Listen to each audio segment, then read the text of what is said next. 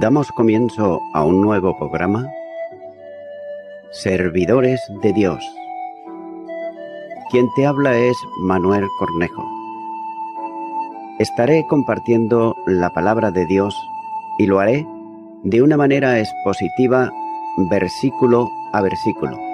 Y en esta ocasión será en la segunda carta a los Corintios, capítulo 6 y versículo 7, donde dice: en palabra de verdad, en poder de Dios, con armas de justicia a diestra y a siniestra.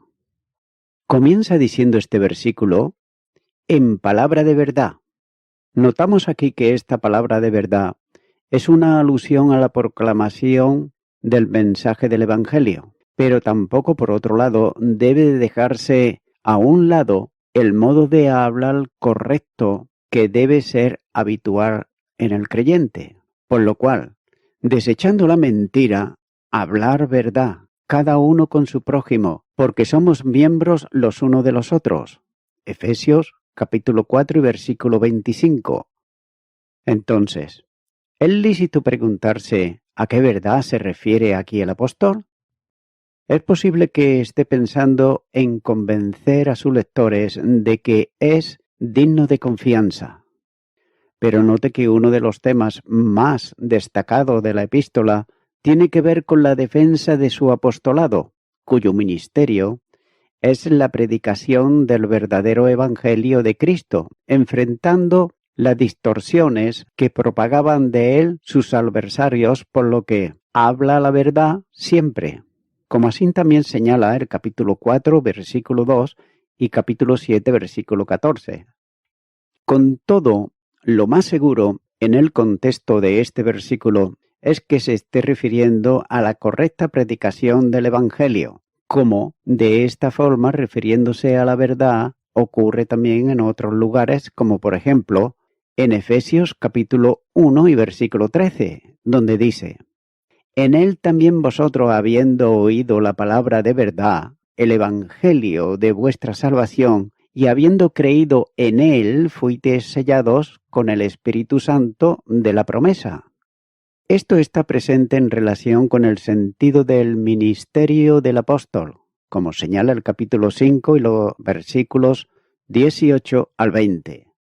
Note que era verdadero porque predicaba la verdad, y una advertencia solemne para cada predicador de este tiempo actual lo es también, ya que quien está en el ministerio de la enseñanza tiene que ajustar cuanto diga a la única verdad de Dios, que está recogida en la palabra, ya que ninguna predicación es verdad fuera de la exposición de la Escritura, sin la cual está la palabra del hombre, que nunca es verdad absoluta, sustituyendo por otro lado a la de Dios.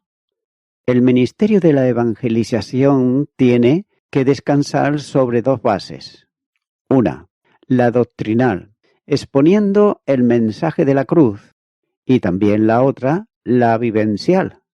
Continúa diciendo este versículo, en poder de Dios. Una virtud apuntada por el apóstol es el poder de Dios en su vida y ministerio.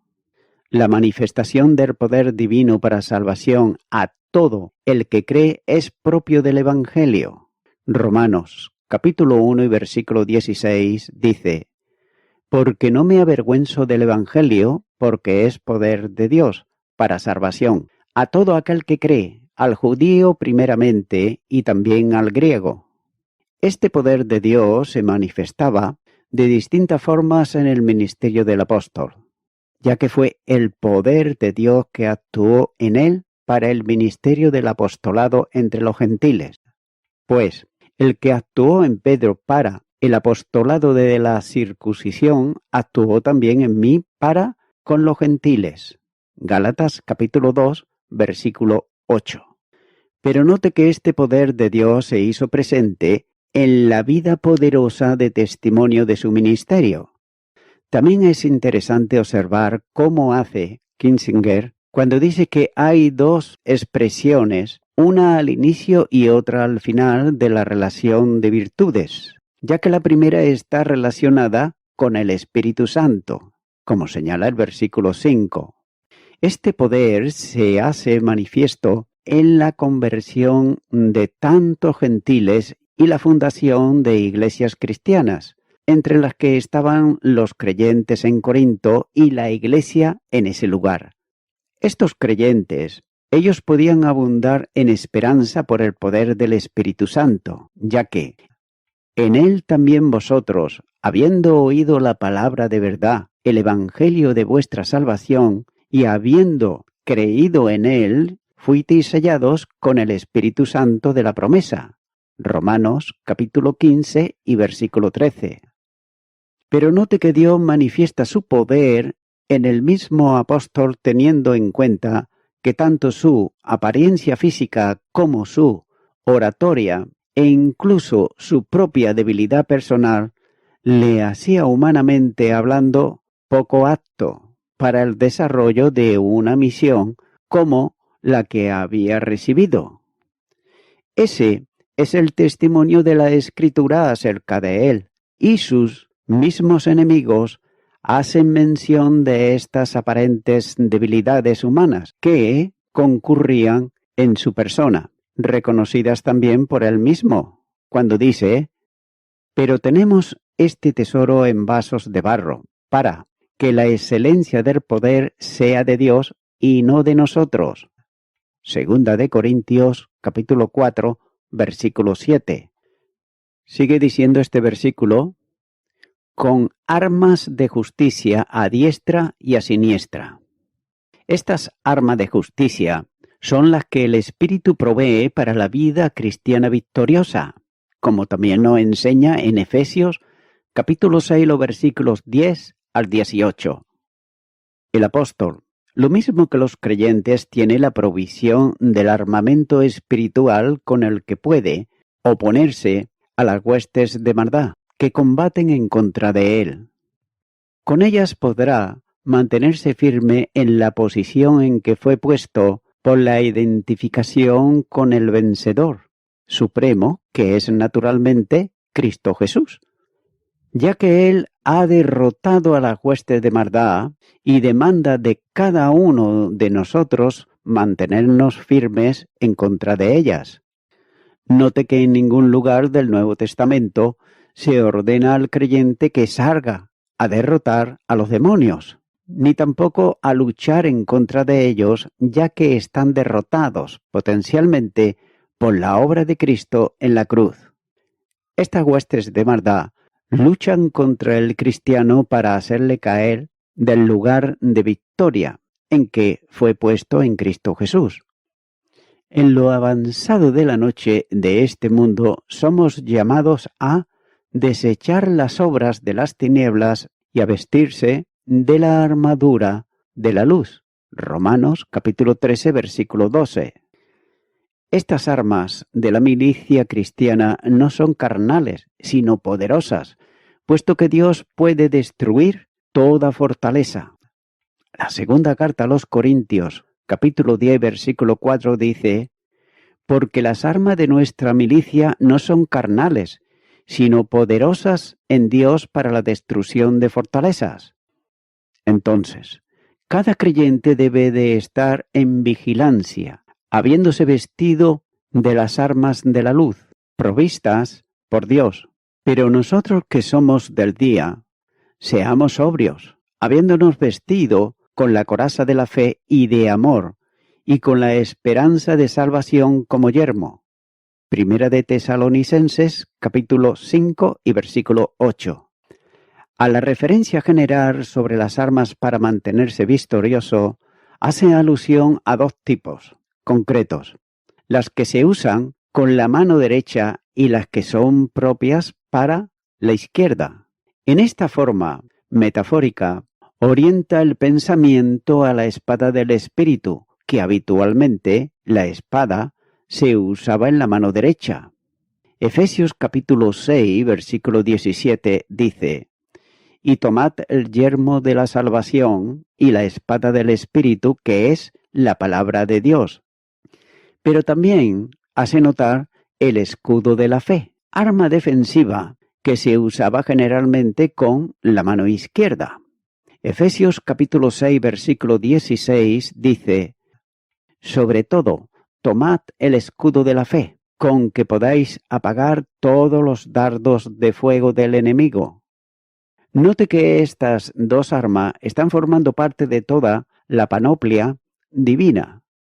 Sin embargo, es interesante también notar que Pablo no califica a las armas como de fe, sino de justicia.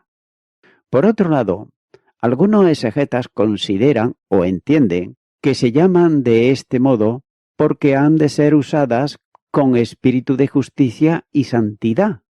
Efesios capítulo 6, versículo 13 nos dice: Por tanto, tomad toda la armadura de Dios para que podáis resistir en el día malo, y habiendo acabado todo, estar firmes. Pero más concordante con el entorno textual, demanda entender que son aquellas armas que tenemos por el hecho de que somos hechos justicia de Dios en Cristo. No se trata de nuestra honestidad, por la que tenemos las armas para victoria, sino que éstas son dones sobrenaturales que otorga el Espíritu como gracia divina. Esta justicia se compara como una coraza que rodea defensivamente la parte más vital del cuerpo del guerrero.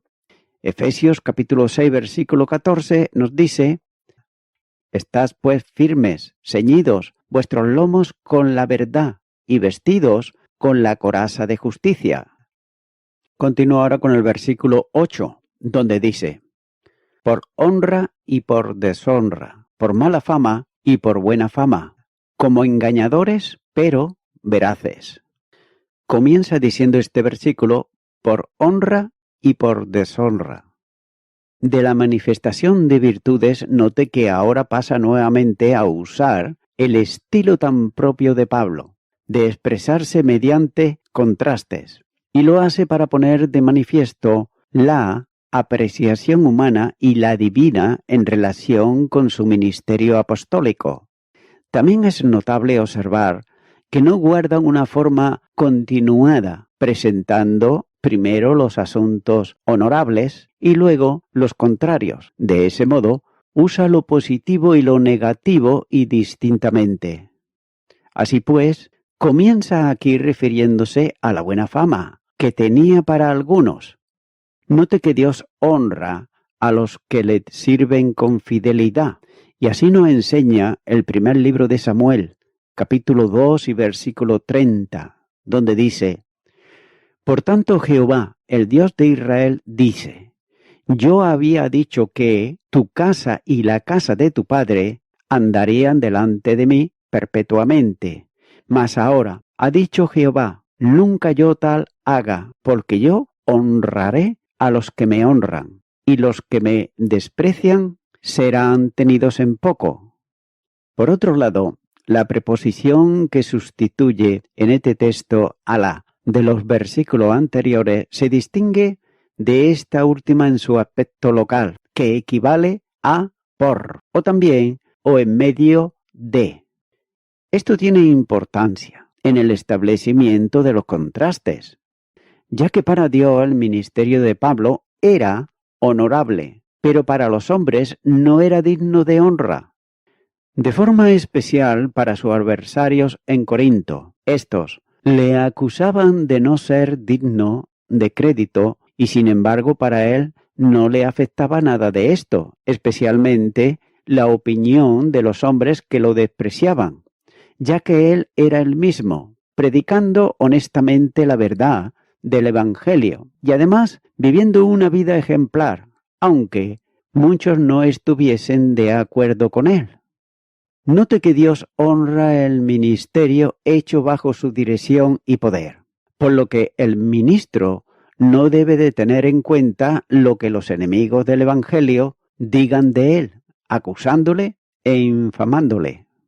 Está indicando claramente a los corintios que lo único que le ocupa es servir con fidelidad, porque no es el testimonio de los enemigos que pueden alterarle y hacerle variar en su forma de servir, sino honrar a quien lo llamó al ministerio y le salvó por gracia. Sigue diciendo este versículo, por mala fama y por buena fama. El segundo contraste tiene que ver con la mala fama, que sale de sus enemigos, y la buena fama, que le reconoce Dios mismo. No siempre es posible complacer a Dios y a los hombres, ya que muchas veces se le imputaban a Pablo móviles deshonrosos, injuriándole y produciendo sospechas sobre él. Cuando los enemigos son maliciosos, el reconocimiento se torna en infamia y en abusos personales. Note que ocurría incluso en iglesias fundadas por él, como en el caso, por ejemplo, de Corinto, donde había quienes conocían su ministerio y apostolado, de modo que reconfortaban su espíritu. Sigue diciendo este versículo, como engañadores pero veraces. Aquí está cerrando el versículo añadiendo otro contraste. Algunos lo tienen por engañador. Además, se le acusaba de haber fundado iglesias para vivir de ellas, engañando a muchos en cuanto a la verdad, y por tanto, él mismo caminaba fuera de la verdad.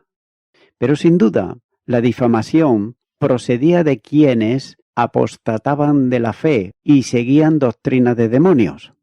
La primera carta a Timoteo, capítulo 4, versículo 1, dice: pero el Espíritu dice claramente que en los postreros tiempos algunos apostatarán de la fe, escuchando a espíritus engañadores y a doctrinas de demonios.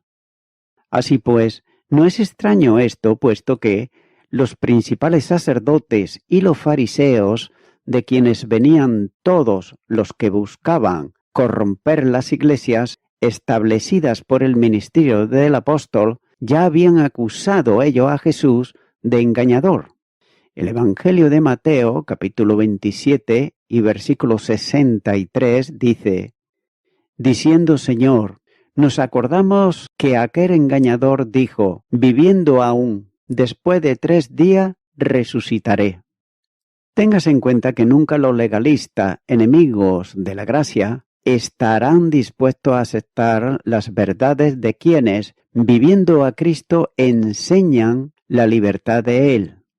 Ninguno de estos contumaces pueden transitar sin buscar el desprestigio de quienes anuncian la verdad bíblica sanamente, ya que estos son los que siembran dudas de los maestros que enseñan la Biblia sin sujetarse a otra cosa que a la verdad establecida en ella. Sin embargo, el apóstol se presenta como verdadero, en sentido de enseñar, predicar y vivir la verdad del Evangelio. Él era un ministro veraz, que amaba sinceramente y además predicaba la verdad, como los astutos fariseos testificaban como pretexto del Señor mismo, y le enviaron los discípulos de ellos con los herodianos diciendo: Maestro, sabemos que eres amante de la verdad y que enseñas con verdad el camino de Dios y que no te cuidas de nadie, porque no miras la apariencia de los hombres. Mateo, capítulo 22, versículo 16. Pablo dice en el versículo que, aunque son considerados por algunos como seductores, sin embargo él predicaba la verdad. Continúa ahora con el versículo 9, donde dice: como desconocidos, pero bien conocidos, como moribundos, mas he aquí vivimos, como castigados, mas no muertos. Comienza diciendo este versículo, como desconocidos, pero bien conocidos. Para algunos, el apóstol era como un desconocido, alguien sin méritos ni relevancia alguna, ya que así los consideraban, especialmente los falsos apóstoles, acusándole de no disponer ni de cartas de recomendación. Dicho de otro modo, era un perfecto desconocido, pero sin embargo, era bien conocido para los corintios, ya que había dedicado tiempo para establecer la iglesia y además formar a los nuevos convertidos, haciéndoles conocer la base fundamental de la fe. Pero aun Cuando era importante que los creyentes en Corinto lo conociesen bien, lo mejor es que era conocido por Dios. Note que Pablo amaba profundamente a Dios, de modo que quien le amaba es conocido por él, como señala 1 Corintios capítulo 8 y versículo 3. Note que la persona que es salva conoce a Dios, pero también es conocido por él. Gálatas capítulo 4 versículo 9. Todas las ovejas son conocidas por el pastor. Juan capítulo 10 versículo 14. Ese es el gran fundamento de Dios, que conoce a los que son suyos. Segunda de Timoteo capítulo 2 versículo 19 dice: pero el fundamento de Dios está firme, teniendo este sello: conoce el Señor a los que son suyos, y apartarse de iniquidad todo aquel que invoca el nombre de Cristo. Los creyentes carnales, sin embargo, de Corinto, ignoraban a Pablo, pero los espirituales lo reconocían por su ministerio. Sigue diciendo este versículo: como moribundos, mas he aquí vivimos. Una nueva comparación se establece como moribundos y he aquí vivimos, ya que para algunos Pablo estaba abocado a la ruina. Y note que él mismo consideró, humanamente hablando, que estaba en continuo riesgo de muerte, como señala el capítulo 1 y versículo 8. También es suficiente con leer datos sobre él en el relato de Lucas o en sus propios escritos para percibir esta situación, como por ejemplo en Hechos de los Apóstoles capítulo 14 versículo 19 y en sus escritos en la primera carta a los Corintios capítulo 15 versículo 30. Por otro lado, algunos están traduciendo aquí el participio sustantivándolo de modo que dan la lectura de moribundos, que es una buena acepción porque expresan la idea de una persona a punto de morir. Pero aunque para los hombres esta era una situación suya, no así para él delante de Dios. De modo que la forma verbal que hace funciones, interjección, cuando dice mira, expresa también el contraste. Note que los hombres nos consideran como moribundos, pero, mira, estamos vivos. Dicho en este contexto gramatical, puntualiza el asombro de él mismo que tenía del milagro de estar vivo a pesar de los muchos problemas que le hacían bordear la muerte. De otro modo, moría diariamente y sin embargo vivía, ya que era Dios quien actuaba para librarlo de la muerte porque tenía propósito y ministerio para él. También es necesario apreciar que el apóstol diría a los filipenses: porque sé que por vuestra oración y la suministración del Espíritu de Jesucristo, esto resultará en mi liberación, teniendo deseo de partir y estar con Cristo, lo cual es muchísimo mejor, pero quedar en la carne es más necesario por causa de vosotros. Filipenses capítulo 1, versículo 19 y versículo 23, la segunda parte, y 24. Note que todavía tenía ministerio que realizar según el plan y propósito divino. Sin embargo, cuando escribe su última carta a Timoteo, sabe que el tiempo de su partida está cercano. Por eso es que escribe y le dice: he peleado la buena batalla, he acabado la carrera, he guardado la fe. Segunda de Timoteo, capítulo 4, versículo 7.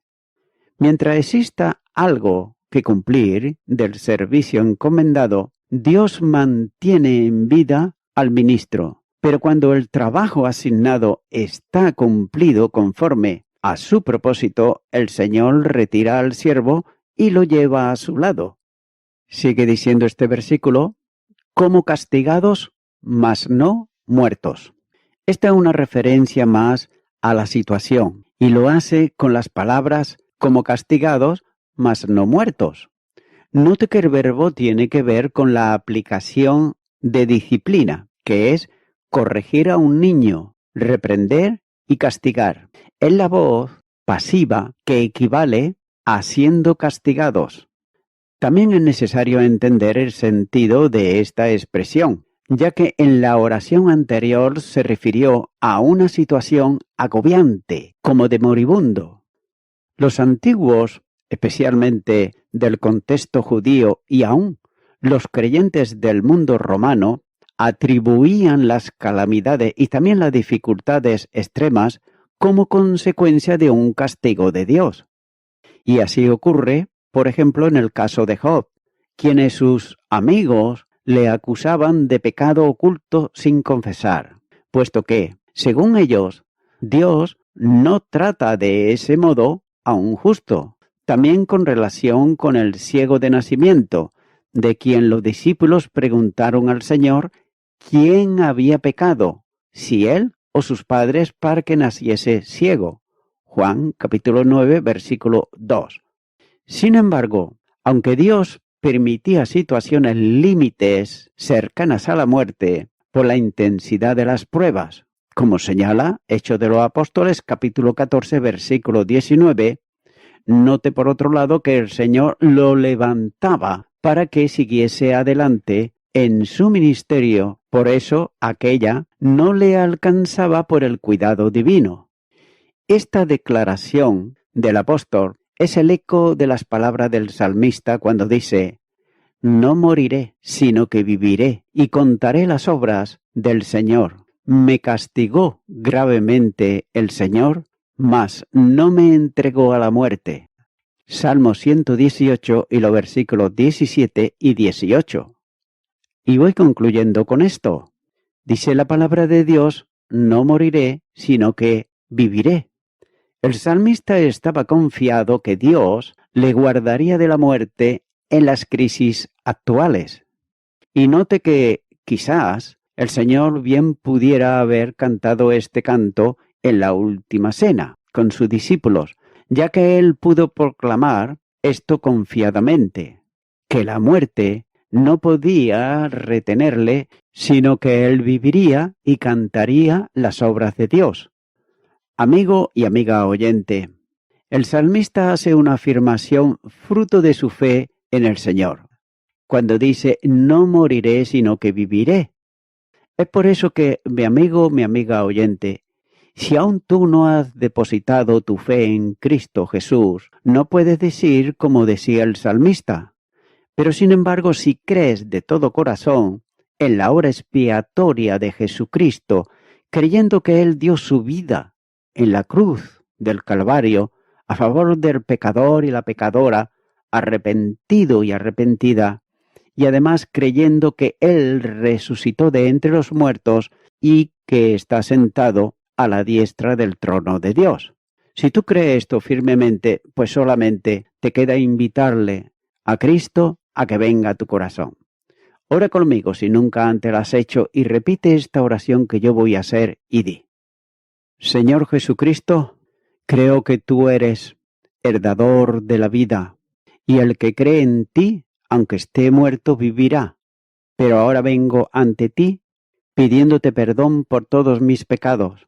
Me arrepiento de ellos y te recibo ahora como mi único y suficiente Salvador, creyendo además de todo corazón que a través de la fe que imparto en este momento en ti, tú me otorgas salvación y vida eterna.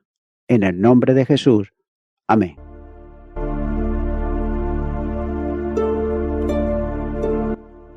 Amigo y amiga oyente, si tú has hecho esta oración de corazón, te recomiendo que comiences a orar a Dios, en primer lugar, en el nombre del Señor Jesucristo. Orar a Dios no es rezar, sino que es hablar con una persona. También te recomiendo que leas la palabra de Dios y lo hagas a diario. Comienza, por ejemplo, con el Nuevo Testamento. Y también, por último, te recomiendo que para que puedas crecer espiritualmente, te congregues en una iglesia cristiano-evangélica, donde se predique, se enseñe y se practique la sana doctrina y la palabra de Dios. Congrégate ahí y con el tiempo podrás crecer espiritualmente y también servir al Señor Jesucristo. Que Dios te bendiga. Y a toda la audiencia, nuevamente ya me estoy despidiendo de todos ustedes y será hasta el próximo programa. Que Dios os bendiga a todos.